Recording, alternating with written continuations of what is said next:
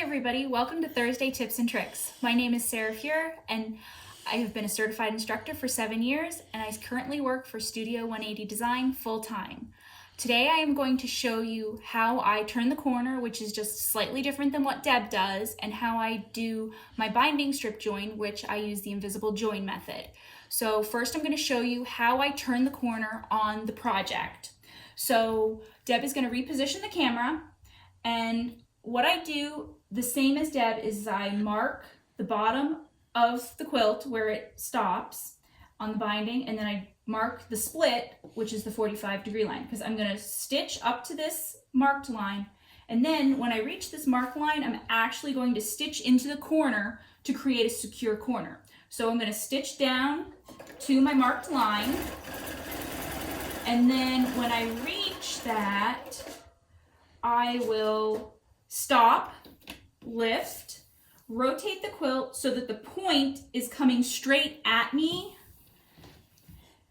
and then I'll drop the presser foot and do just a couple of stitches out to the point, disconnect, and then you can see or not that I've done a couple of stitches into the corner. I feel that that gives me a nicer corner, and it also allows me to do a really easy miter on the corner. So I fold up the binding strip just like Deb and back down, realign the edges, and then I will stitch from the edge of the quilt down.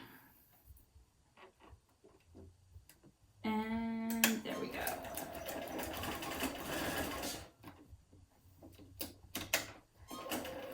There we go. Now the machine is working. It's not my normal machine. So now I'm going to continue stitching, and then here is where the methods differ between Deb and I. What I need to do is when I am attaching the binding to the project, I need to think about the distance between where I stop and start sewing. I want to have 10 to 15 inches on a small project and 15 to 20 inches on a big project, because it gives me more space to work with when I'm manipulating the binding to do the join. So I laid this out earlier, and I can continue stitching right past my join here and still have plenty of space to manipulate the project. So I will disconnect the quilt from the machine, and then I'm going to lay the project out in front of me.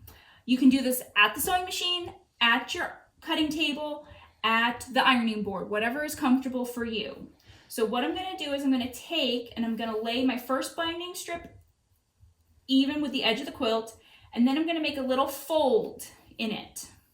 I'm going to take the second strip and again put a little fold in it.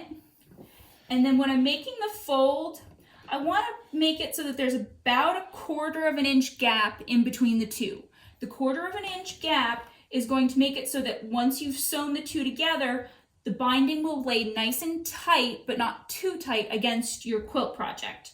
So what I'm going to do is I'm going to come and I'm going to cut this strip even with the edge, or with my fold.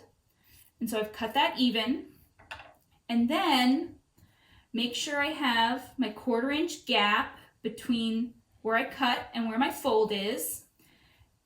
And then I'm going to come in and take a little ruler and measure the width of my binding from that fold. So if you cut 2.5 inch binding, you're going to measure 2.5 inches. If you cut 3 inch binding, you're going to measure 3 inches. I cut 2.25 inch binding, so I'm going to measure over from the fold on my binding 2.25 inches and make a mark. This mark that I've drawn is what I'm going to use to align the strips of the binding.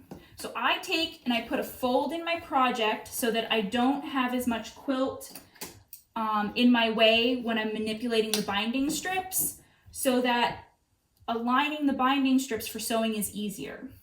So I'm going to take my one binding strip, lay it flat that has the mark on it, And then I'm going to take the second binding strip and I'm going to align the edge of the cut binding strip with the edge of the marked one, and align the top edge of the binding strip with the line that I drew, and put a couple of pins in it to hold it in place.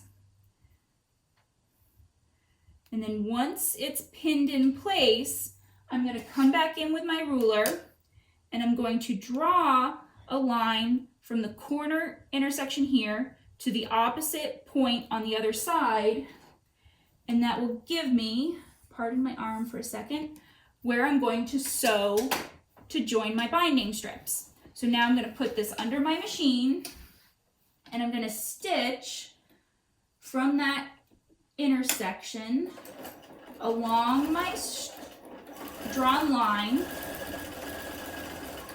and to the point on the other side.